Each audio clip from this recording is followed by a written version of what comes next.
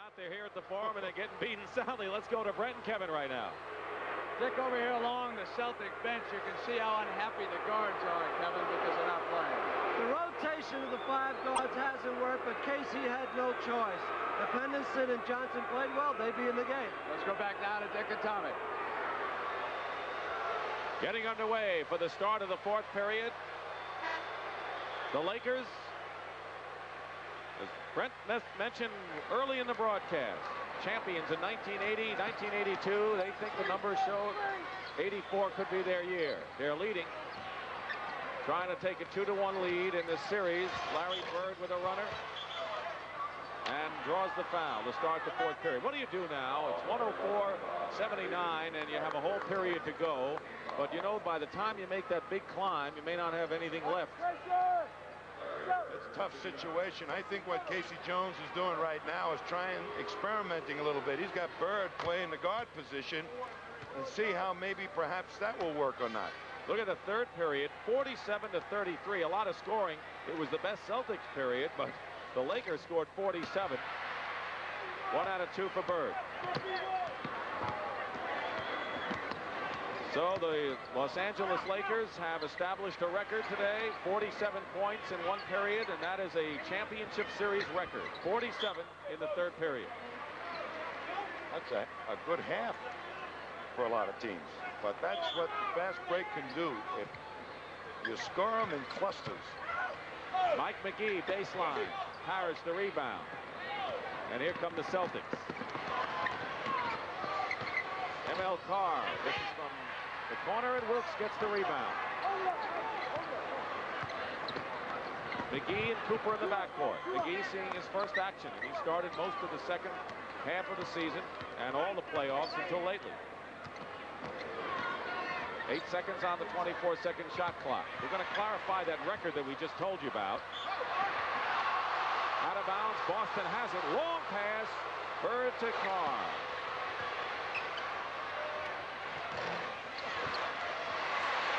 Wilkes. Turn it over. And Gerald Henderson pushing it up. Mad Dog defenseman McGee is right there, and now an offensive foul called against Boston. We want to clarify that record. The Lakers' 47 points ties the NBA playoff record for most points in a 3rd period. That we know.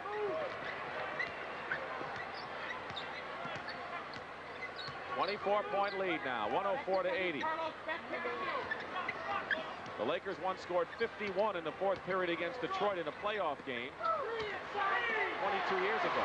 McAdoo. Here's McGee. And now the Celtics have gone deep into the bench. Carlos Clark, their 4th round draft pick from Ole Miss at 6'4".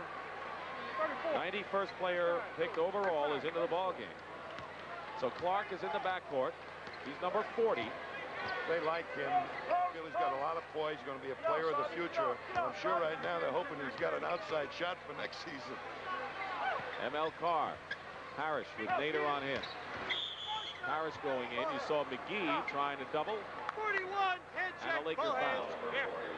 Now this is get the boys that don't normally get into the game a little warm. Let them perspire a little bit.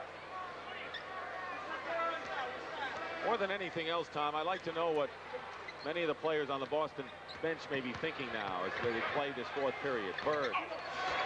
This is a Nader gets the rebound. They're not liking this situation whatsoever. Larry Bird is still in there. Boy, he had a somber face sitting on that bench before. Wilkes. McAdoo fighting. Lakers are fighting like the score is tied. Aren't they playing that way? Here's a 2-on-1. Bird is hit, and Larry will go to the line. You know, Michael Cooper has such pride in his defensive play that he doesn't even like that foul call on him now, leading 104-80. Here's Bird on the hustle. Makes a strong move, but look at Cooper. He played both of them. He made Henderson hit the pass and did a great job on Bird. And a timeout, 9:31 remaining in the 4th period. Lead by 24 points, and Michael Cooper is playing a terrific game. He's had a great defensive series. He has scored 17 points with 6 rebounds and 4 assists But a lot of people may not know that when Michael Cooper was 2 years old, he slashed his knee on a coffee can. He had 100 stitches and was forced to wear a metal brace for 8 years. A lot of people never thought he would run again, certainly not play, and he's one of the fastest on the team. He's a man of challenges. Last year in the playoffs, when the Lakers couldn't seem to stop Mike Mitchell of the Spurs, he stepped up to Pat Riley and says, give me that man. I'm going to take care of him. And the one thing that they always questioned was his outside shooting ability. This year, Cooper had more three-point field goals. Cooper did this year than any Laker team in history. So you might say Michael Cooper just put a ribbon on the complete game in which he shows so well. The ultimate compliment that Pat Riley gives to any player, he says he's tough-minded, and Cooper certainly is that. McAdoo battling inside. Nader the rebound. Follow-up is good. Swen Nader with his second field goal.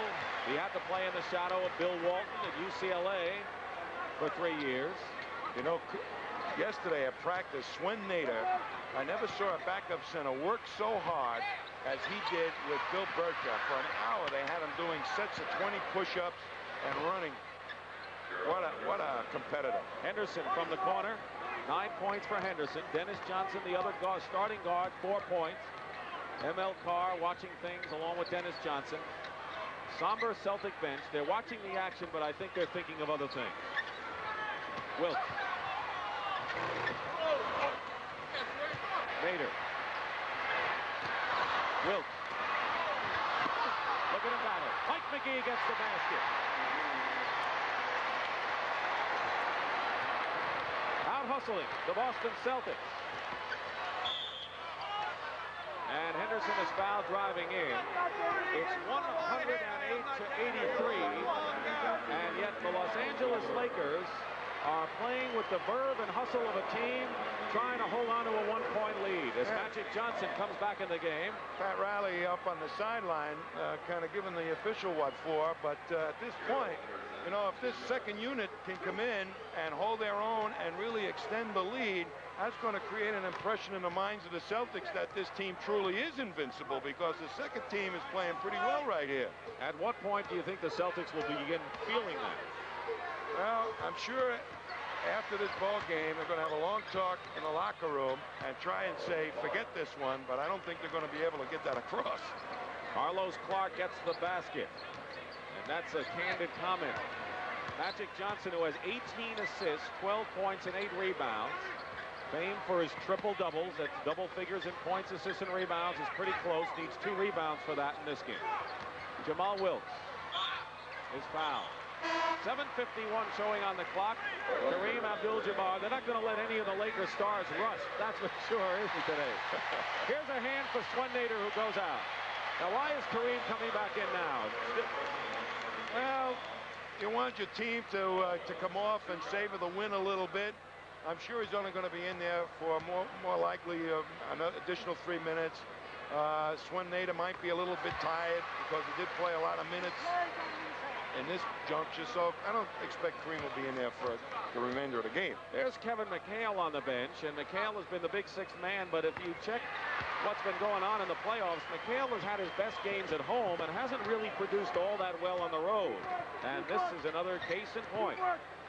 Just more things for the Celtics to think about. Bird trying to get it inside to Parrish, turns it over to the Lakers. Magic Johnson to Wilkes. Carlos Clark defending. And Bob McAdoo hops and hits.